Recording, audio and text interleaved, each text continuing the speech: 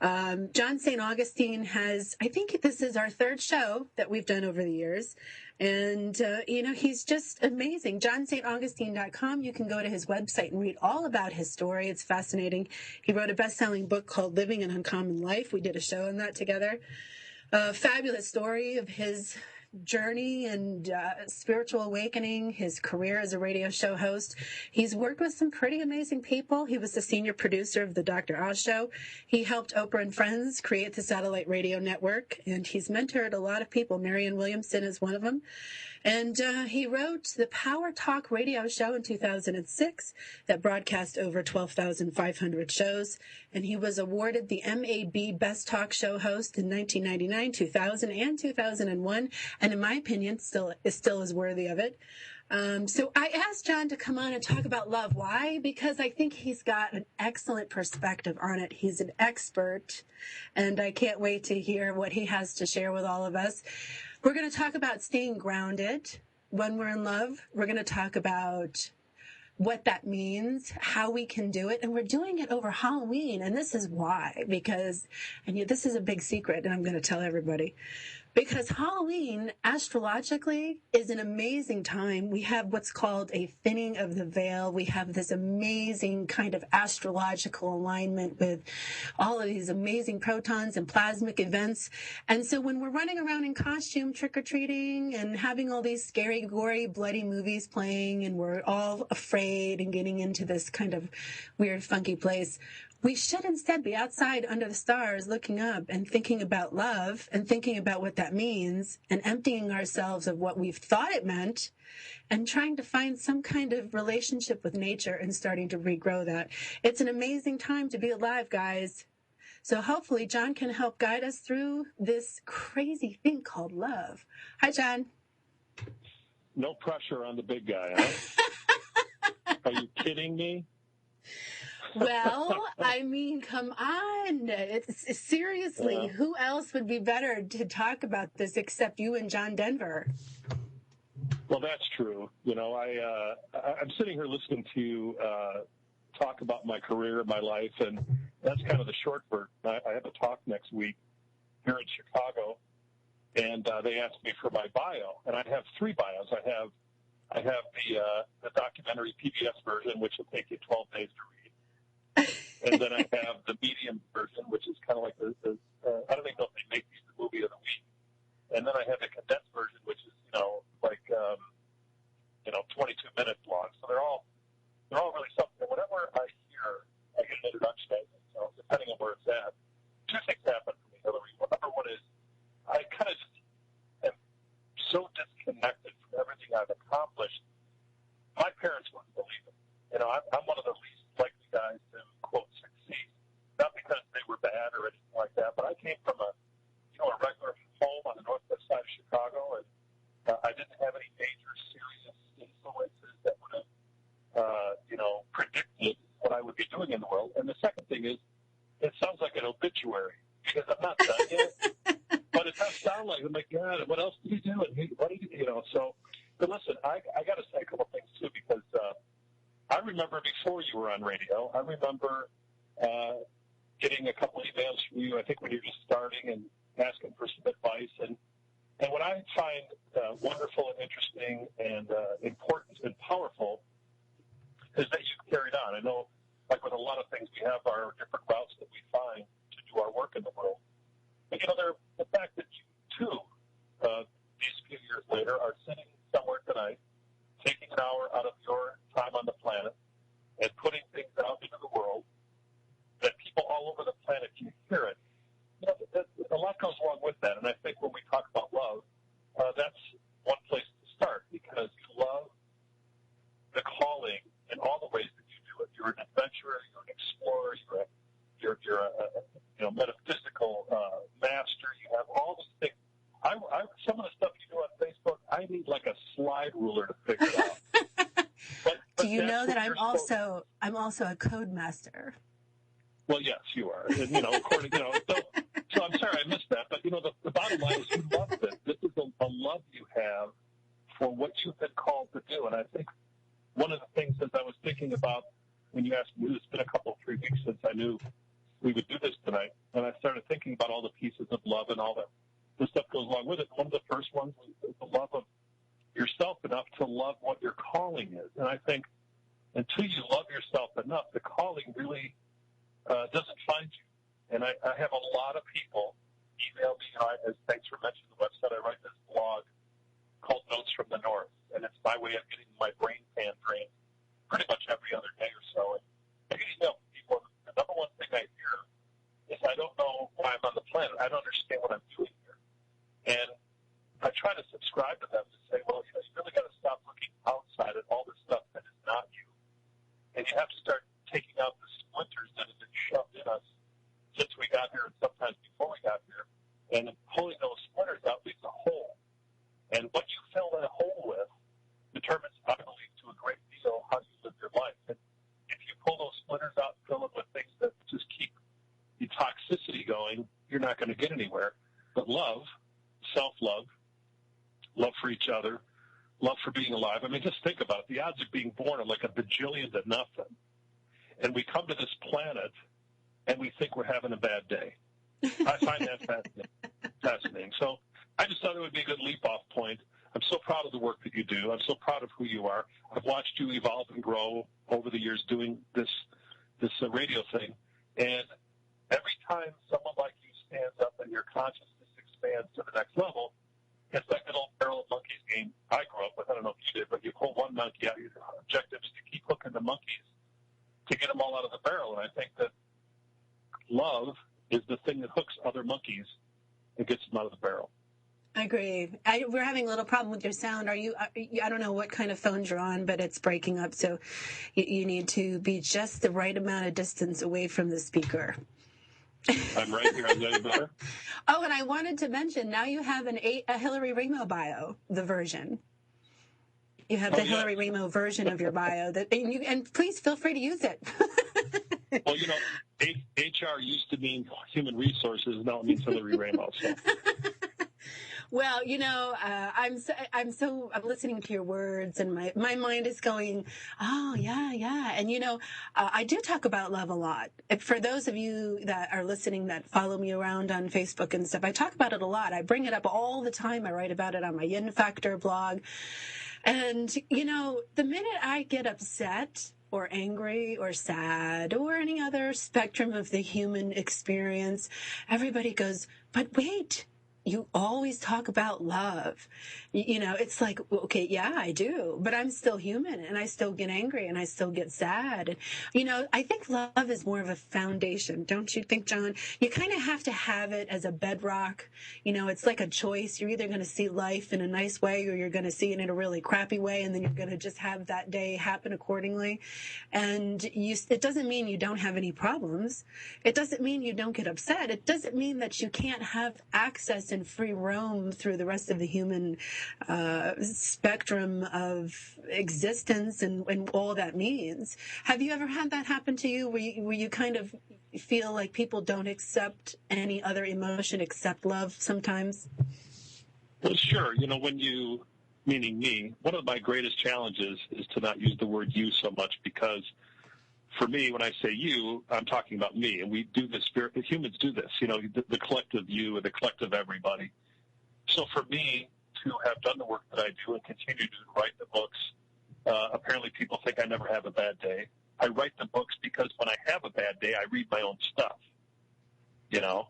And so climbing the, quote, ladder of success, whatever that means, brings along with it an illusion that I got it always together and all these things are perfect. And the truth is that the old saying goes, we always teach what we need to learn the most ourselves. So for me, I had this thought earlier, which kind of falls in line with what you were talking about, is that, we're all born unconditional love right out of the gate. There isn't a baby born today anywhere in the world, in any circumstances, that does not come in with unconditional love and joy. That's how we're born. And then we are taught the conditions of love over a lifetime.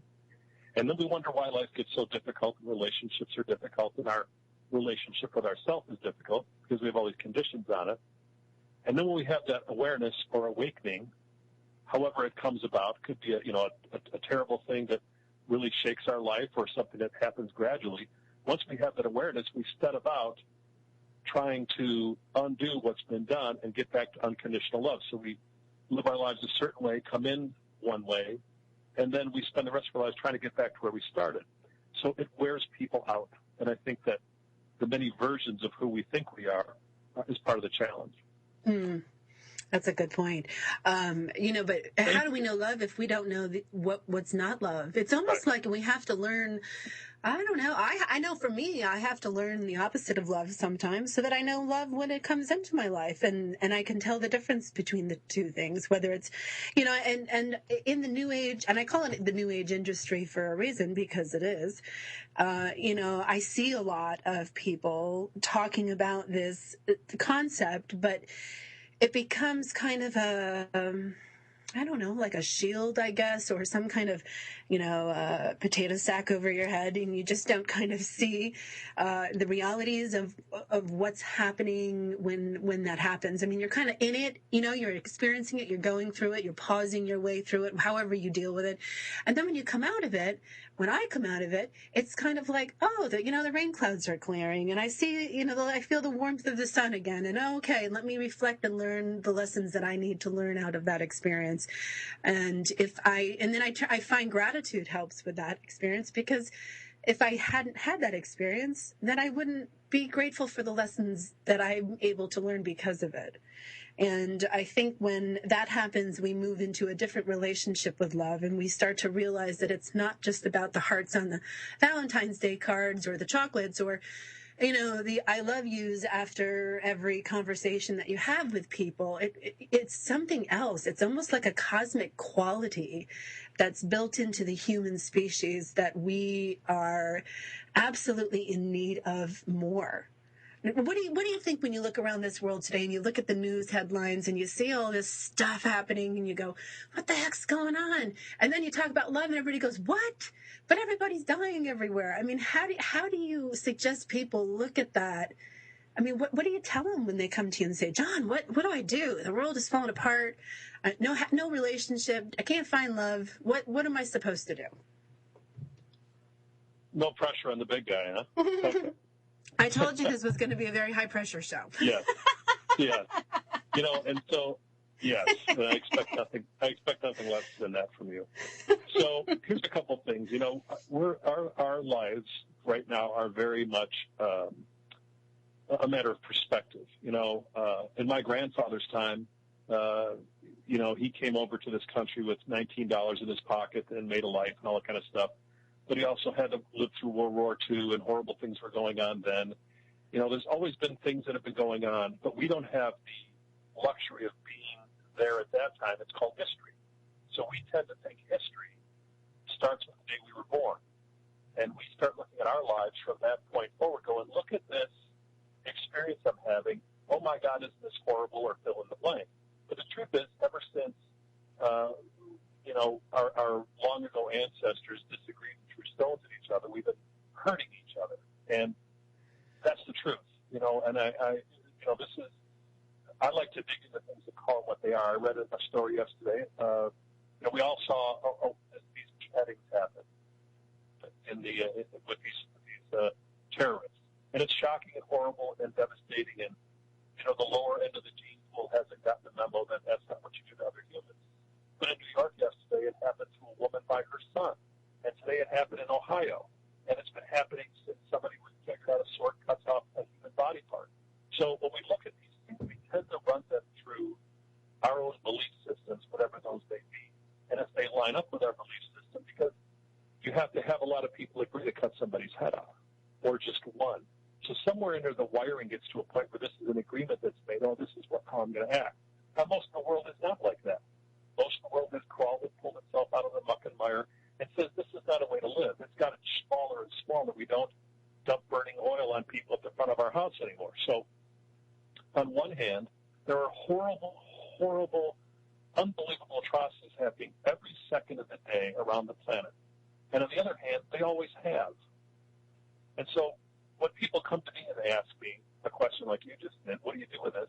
I think of all those people that created massive change based on love. like Gandhi and Martin Luther King, and you could name, Mother Teresa, and the list goes on and on, some very famous, some not. And I say that force is equal to or greater than the atrocities that go on in the world. And we all have the capability and the ability, and more importantly, Hillary, the responsibility to do what we're supposed to do while we're here, or you can just think you're a cosmic mistake. But in order to do that, you have to find out who you are first and love yourself enough to go put it out in the world. Listen, if there's anybody listening to the show that knew me 25, 30 years ago, they wouldn't believe the stuff coming out of my mouth right now. Because I've evolved from the guy I used to be through difficulty, challenge, pain, good things, bad things. And it takes a conscious shift to do that. And most people, unfortunately, for most, not by their own fault, have not either been taught or shown how to do that. And on one hand, it's great to have these industries that have great books. I've done written books and stuff too. But self-help books, you don't buy for other people, you buy them for yourself. That's why they're called self-help. And finding out who you are is really your only job in the world. And when you do that, and you love yourself enough to do that, everything else starts to fall in line. And so turn off the television and watch this stuff repeatedly over and over again that you can't do anything about. Pull back and focus on the immediate sphere of influence you have, which is you and maybe your family, your kids, whatever, and spend the time with that instead of spending all the time going, oh, my gosh, look at what's happening to the world. I can't change that. What you should be thinking is, oh, my gosh, look what's happening in the world. I can't let it change me.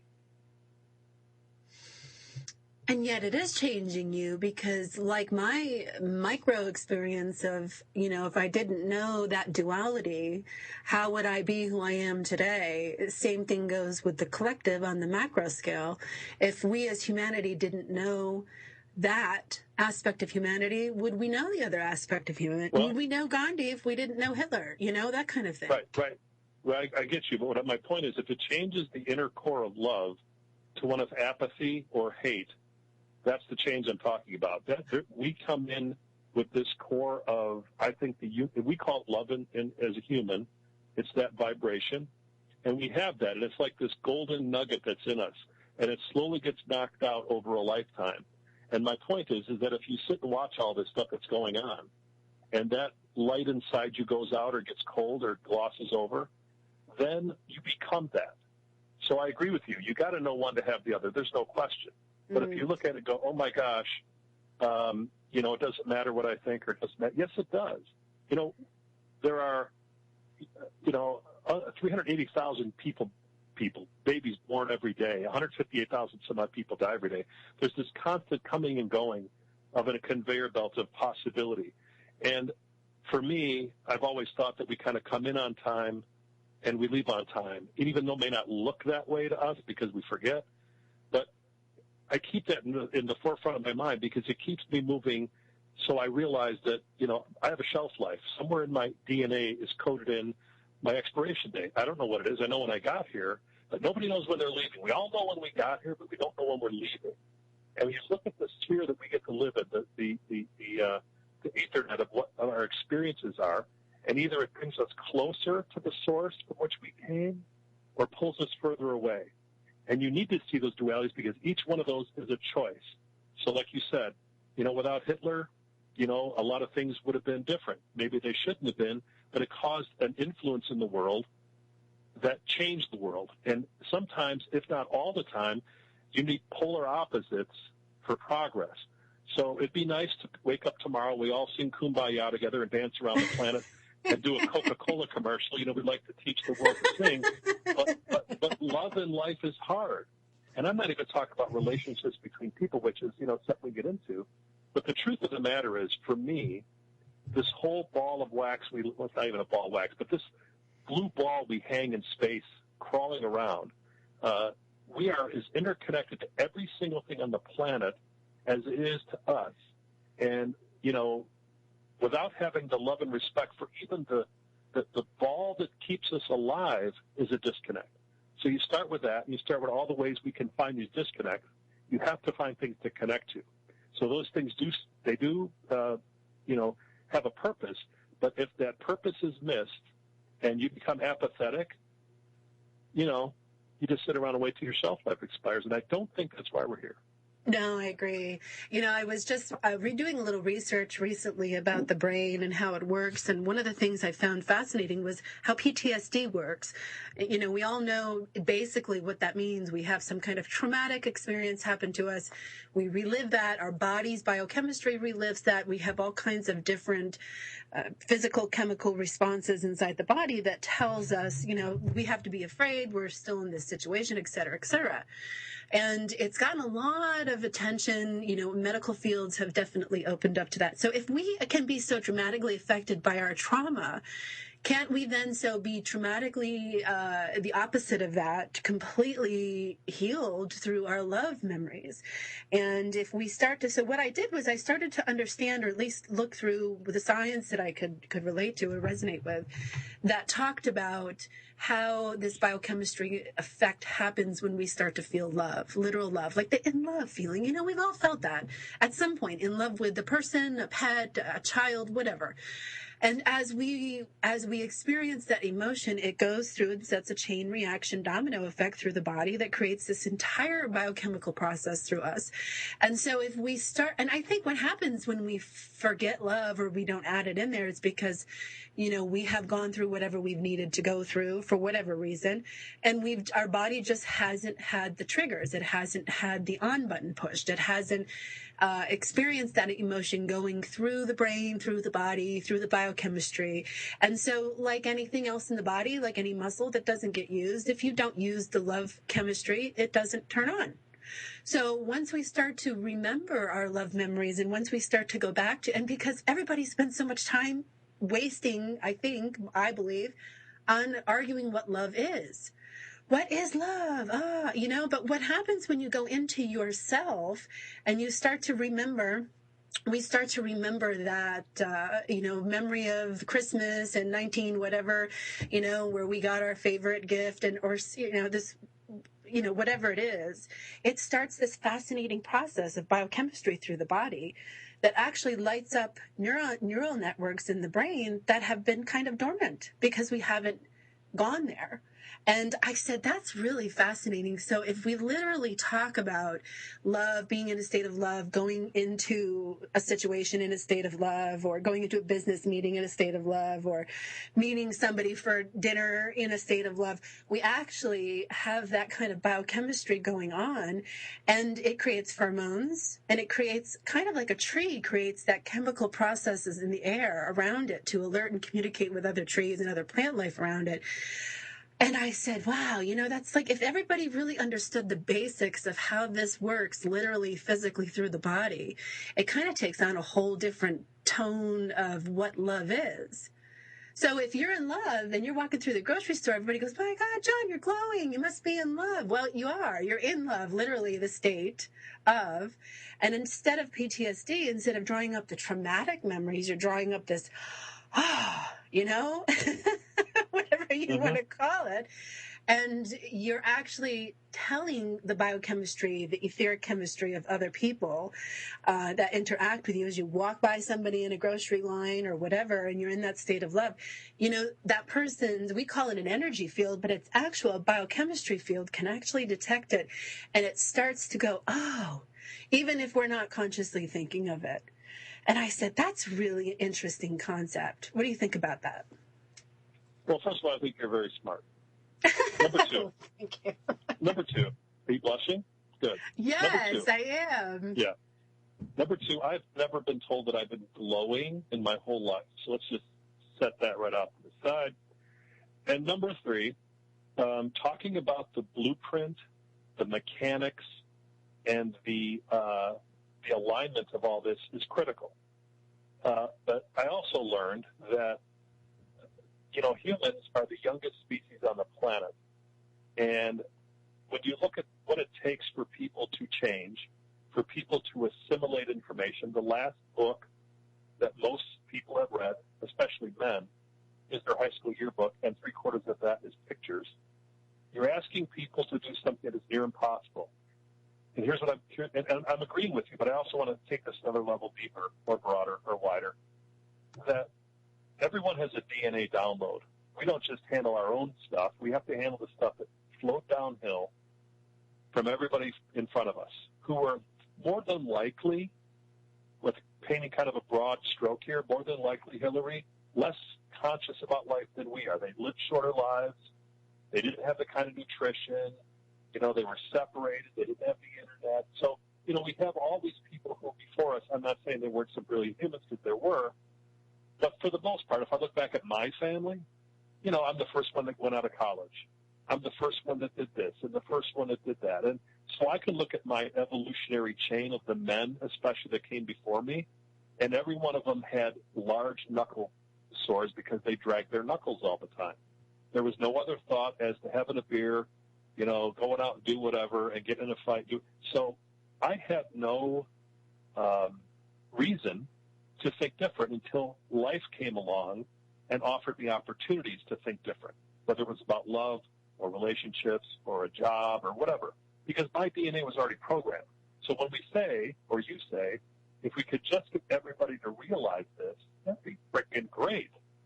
But I'm betting but that's not going to happen, because there's 7 billion and growing.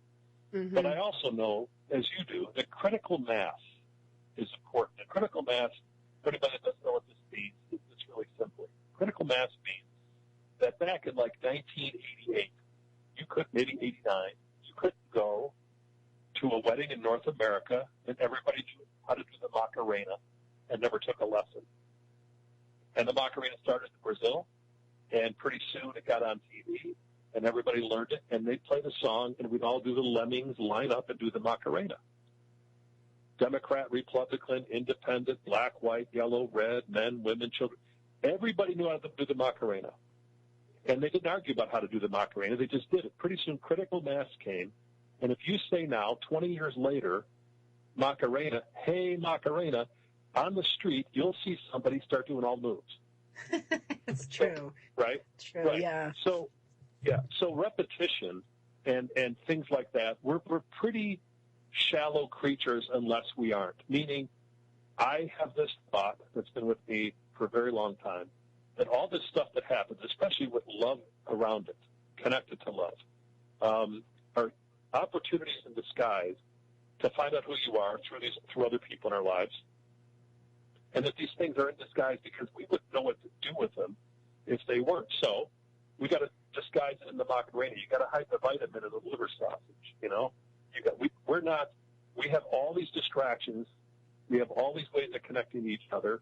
We have all these ways to interact, and yet, as we have been squeezed together as humanity, especially on something like social media, if you squeeze oranges, you get orange juice. You squeeze tomatoes, you get tomato juice. You squeeze a bunch of people together, all kind of crap comes out. And this is what we see, and we're dealing with this stuff. So, one of the great things I've learned, and I've been trying to learn more and more, because, you and I chat on Facebook, and so does 74 million other people, is that you see reflections of who people are as they put up, as they run it through their strainers. And, I'm of the mindset at this point in my life, if I don't like something, I don't have to dissect it or deal with it or figure out why. I just delete it. And I came across something today that stopped me from doing that. And it was a post about Dr. Oz, who you mentioned that I have worked with for 4 years. I like them, great guy, and I think the world of them. And, we're both rhinos, and we've butted head many times, but have a lot of respect. And this post basically said, I'm not going to say who it came from, but here's what the post said. Dr. Oz claims Islam. I have no respect for this man. He claims what? I'm sorry, you broke up for a second there. He claims what? Islam, as his religion, Islam. Oh, he claims that he's Islamic? Yes. He's Muslim? Okay. Well, he was born in Turkey. What was the person's problem? What was the problem? He just didn't like that? Well, apparently, and I just looked at this little post that said, Dr. Oz has claimed Islam. I have no respect for this man. And then this whole thread goes off of all these people jumping on, and he's this and he's that, and, Islam's taken over the Christians. And I watched this unfolding of this, And none of these people, for sure the person who put it up online, never met them, no connection, never, so I spent 4 years with the man, stayed at his house, played with his kids, went on vacation, all this stuff. And he has saved countless lives on the operating table. He does all these good things. And so when I saw this, instead of deleting it, I did something very uncharacteristic. I wrote, I'm trying to understand your point, because I wanted to come from love. And the reason I did this is because it would have been easy to defeat the other part of me that said, F you, and blow these guys out of the water. But I thought, I need to come from love on this. And that's a different kind of love. That is a love that says, I love Mehmet Oz like a brother. I love what he does in the world. I love him enough to say, let me understand this, because perfect example, you talk about the micro and the macro quite a bit. On a micro level, the guy that put this up, something pops up and says, I connect the two, Islam and Dr. Oz, bad. Islam bad, Dr. Oz bad. Now, he's probably known as Dr. Oz the whole time and never figured out that he was Muslim. And I thought, that's the problem with the world in a micro snapshot right there. Mm-hmm. So I could say I know people who are Catholic that beat their wives. Oh, my gosh, I didn't hit that button. That was funny. And that is funny. Laugh. I'm saying Catholic. I said I know people who are Catholic that beat their wives and we get a laugh track. What is that all about? Oh, man, that was weird. So anyway, yeah. So anyway, all this stuff is going on. And so what happened, though? What happened after you commented? 20 hours later, I've never seen any more. It's just hanging there. Because it's just hanging there. You stopped it? So you commented and it stopped the flow? Or it just kept going?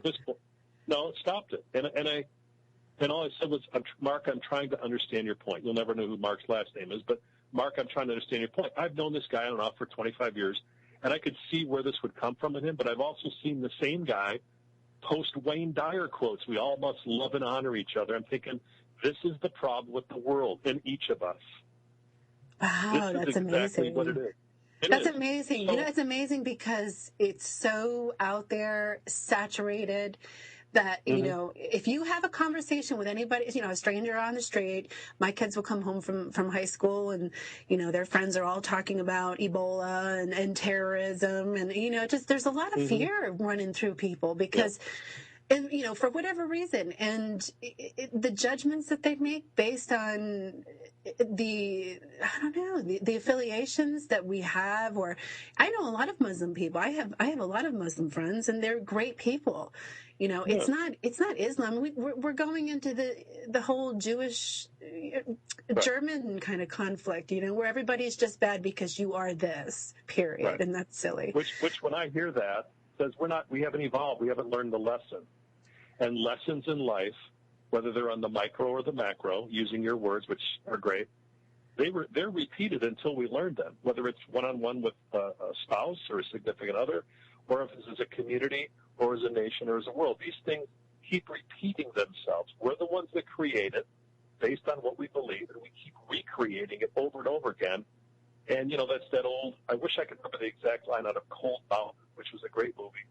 And she says something like, the men create the rain, and then they complain because they get rained on. We do all this to ourselves. There's no, as far as I know, which is more in your line of work, that there's some big alien conspiracy making us act this way. It's my line of work. We have, in a simplistic term, we have the black wolf and the white wolf inside us, both vying for our attention, and they're both hungry. And the one we feed the most is the one that shows up in the world the most. So, I just want to jump back real quick because this is, I think, is critically important about what you said earlier about PTSD. I know what that's like. 2 weeks after I got married in 1986, my wife and I at the time got hit by a drunk driver, broadside, had to cut me out of the car, no pulse done. 6 weeks later, go to court, and the guy who hit me gets off with $20 fine. I have to sue the guy, and sitting in court with no recourse, my body totally rebelled.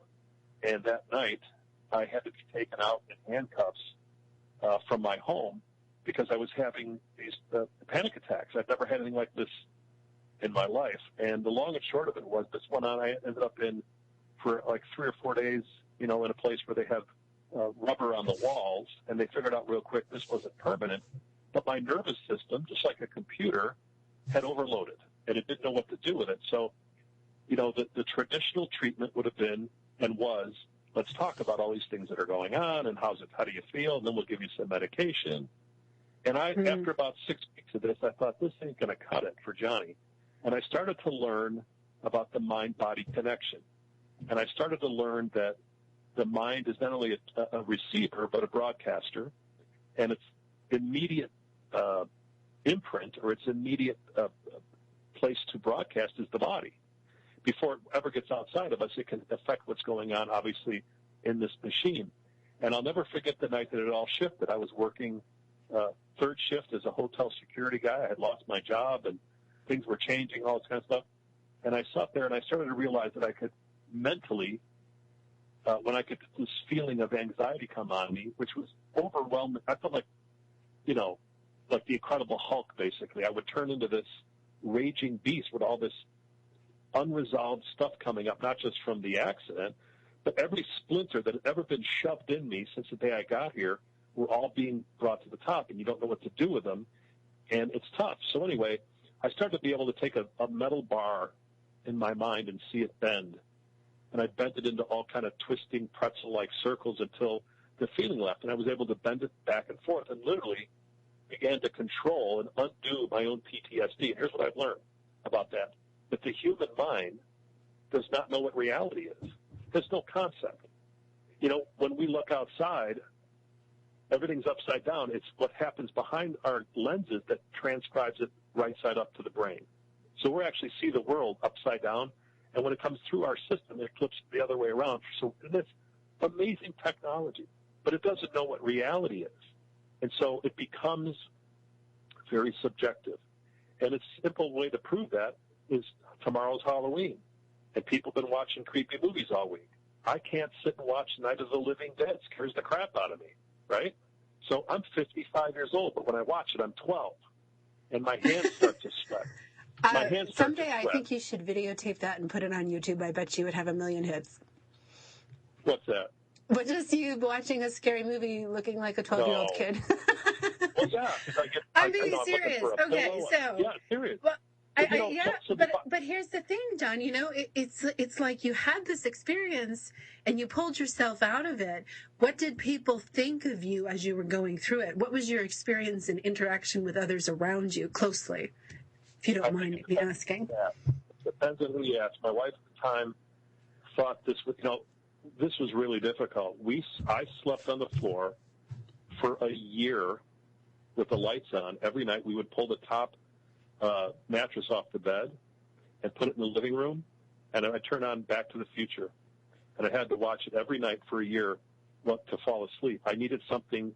I needed a schedule. I needed a rudder, and so that was a very difficult time. So if you'd ask her what it was like, it was very, very challenging. Mm-hmm. Other people I worked with that knew what was going on, thought I was like Houdini. How is it possible that you don't need to go take all these horse pills anymore? Then of course it transcended into other things. If I can get over this with my mind this way, what else can I create? And I think in some ways that was some of the early thoughts that I had about what am I going to do with my life? Am I just going to drag my knuckles like everybody came before me, or I'm going to love myself enough to stand up a little higher? And here's what I think too, and I've seen it. Both my kids are more evolved than I was at their age. And I believe it's like we have these chain links that we're all connecting to the people before us. And the link of us today, we have a choice.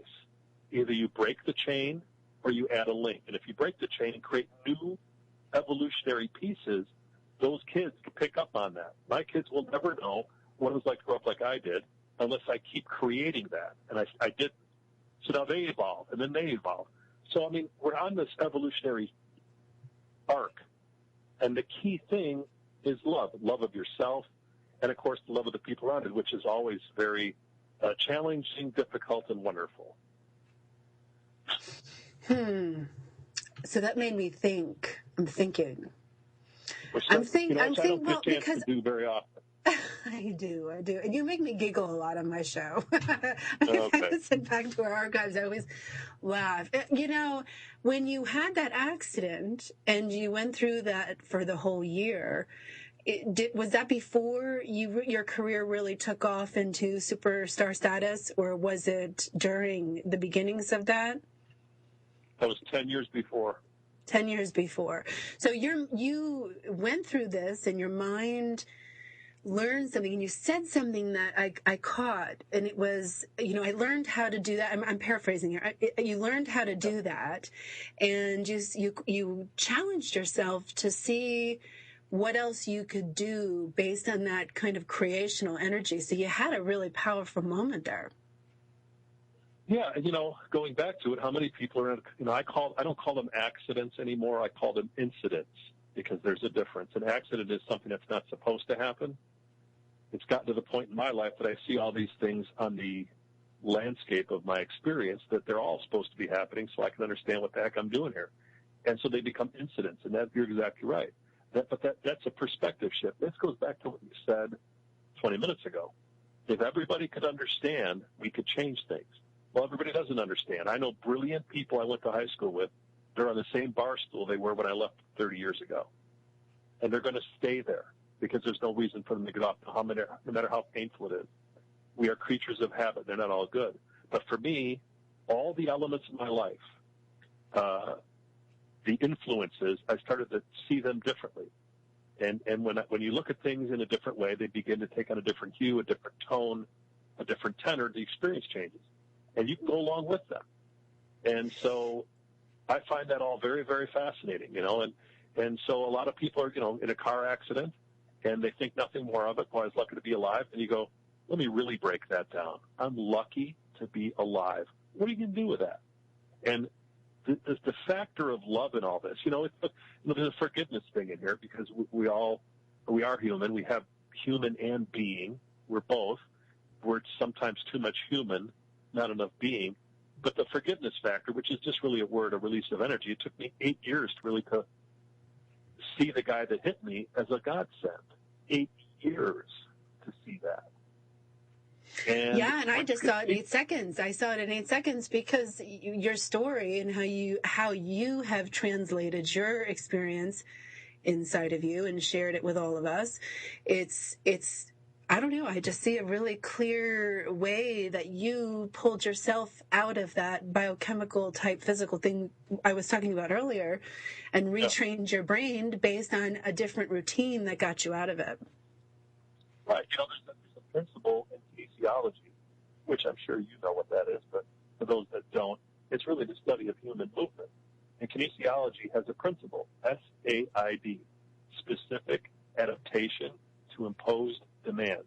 So that means your body, my body, anybody listening's body, adapts to the demand placed on it. If you lift weights, you get muscle. If you go swimming, your body looks a certain way. If you're a gymnast, you look a certain way. So the body adapts.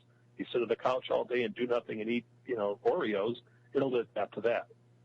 I am of the mindset that not only does the body do that, but our spirit, our brains, our reality, our emotional body, all those other pieces that are mostly unseen do the same thing. So if our body adapts to the demand placed on it, then our minds would have the same opportunity. So whatever demand placed on the mind, if you don't adapt to that, or if you do, that's a matter of consciousness. You could sit down, turn on CNN, which stands for constantly negative news, by the way, and watch that for 14 hours. And it's like looking through a keyhole. It is, and I've been in the media 20 years.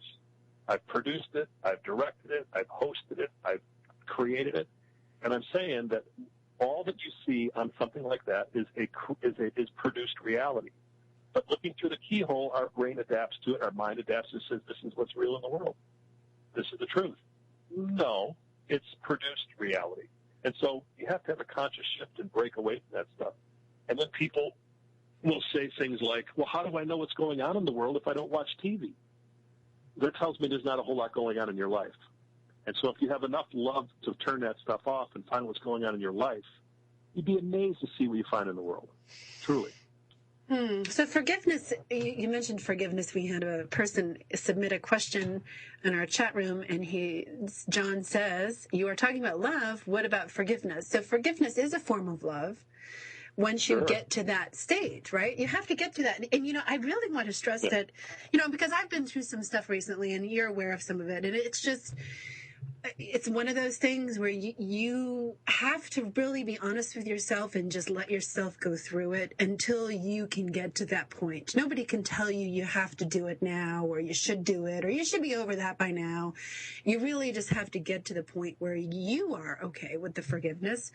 And once you get to that state, then it's right for you.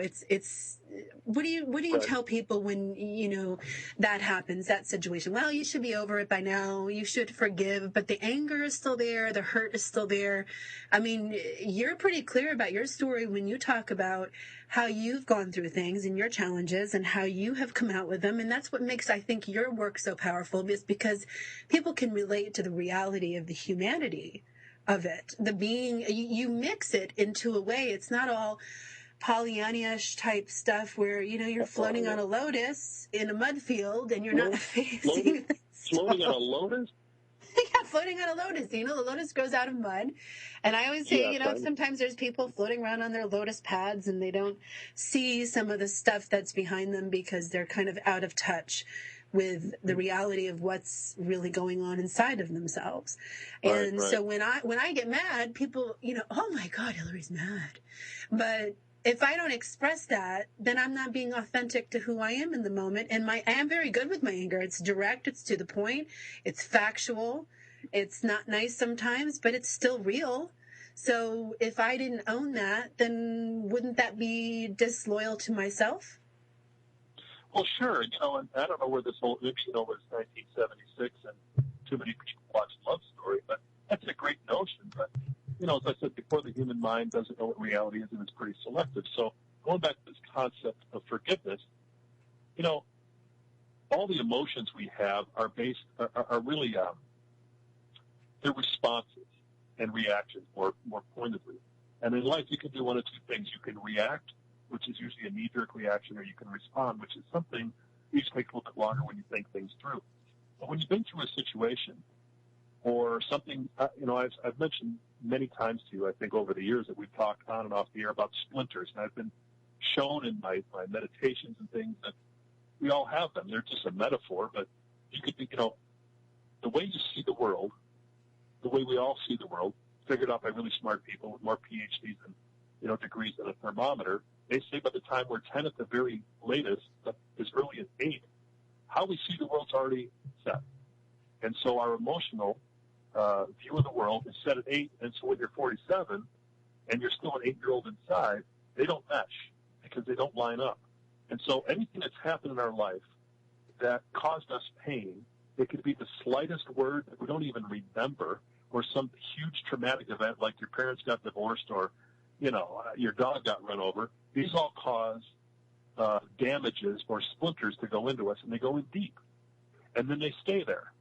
And then through the course of life, they slowly work themselves to the surface. And when they get to the surface, one of two things happen. We freak out or we push them back in deeper. And most people don't spend the time when they get to the surface and something's going on. They don't spend the time, energy, or effort, nor do they know the process to actually extract those. So they push them in deeper, different relationship, different job, alcohol, drug, you name it, shopping, I don't care. And so these splinters are working their way to the top, and it's not all of them have to do with forgiveness of how that thing happened to put them in there in the first place. An event, a person, a time, a place. And if we're not conscious of what actually happened, it's so scary and so angry to know that, why do I feel this way? And I don't even know what happened to me. And so forgiveness is a very blanket term, and it is something that has to be worked through, as you pointed out, in its own time. But the key thing in it, I believe, has worked for me, is to not see these things as accidents that happen, but incidences, and that all of it, the whole of it, if you can grasp this, think of the possibilities, which I know you can, that this is all happening for a reason. And that if you can understand it's happening for a reason to help me grow, help me change, help me become whole, be more like that which I came from instead of what I've become, then you look at those things and go, oh, this is a setup. You mean this happened when I was 8, so when I'm 48, I can understand myself better and those people, however it happened, and let it go. But until you get to the point where you think that if you're a victim and not a participant, you can't be both. If you're a victim of it or a participant in it, if you shift from victim to participant, everything in life changes. If you don't, nothing does. That was great. That was great. We only have 2.5 minutes left in the show, and it's, we have lots to think about. I encourage people to go back into the archives after the show. It's posted right after the show, to download it and listen again, because you always hear something different that maybe didn't catch your ear the first time you listened. There's a lot of really good stuff in the show. We've talked about a lot. We've covered a lot. And I think we're going to have to do a part 2, because I have a whole sheet here of questions I wrote down as you were speaking. There's about 30 of them, and I won't be able to ask them. So I guess we're just going to have to do another show. So for Halloween, what are your plans? You have your cape, and you're going to go out and be a superhero and do some awesomeness? Yes, I'm going to put my cape on, the one that you sent me. I have a red cape, and I have a big JSA on my blue tights, and I'm going to go out and fly around and make sure all the kids are safe and, take as much candy and payment as I can. Reese's Cups preferred. And you should wear a GoPro camera. Yes, I will get a GoPro. That'd be great. Okay. And then you have to post a picture of you with your cape and your GoPro. I love it. Well, I want to say thank you, first of all, for taking time out and spending an hour with me on the air and talking about a great topic. And thank you for your perspective. I'm sure it absolutely helped a lot of people. I hope so. It's helped me. And thank you. And it helped. And you're welcome. And it helps me because this helps resurrect that part of me that loves me, loves doing this with you, loves all this energy that's around it. And it gets resurrected. And it stays burning hot for a long time, and I may be putting it out, but it comes back to me as well. So I really appreciate the opportunity to talk with you. Well, now you don't have an active show going on now, or do you? Where can people find you? No, you know what? I've joined the blogosphere. I found that if I knock out 1,000 words, and I'm gonna get ready to do some audio blogs, which people will be able to hear my voice, and I'll be reading some of my stuff. But for now, I think the best way is johnstaugustine.com. And I love when people can hook up and subscribe to the blog. It's the most immediate way for me to get my thoughts out. And at this point, that's what I'm going to be doing. And we'll see what comes around later. I'll be where I'm supposed to be to do what I'm supposed to do when I'm supposed to do it. Amen to that. Thanks, everyone, for being here. Happy Halloween. Stay safe, and I'll see you next week.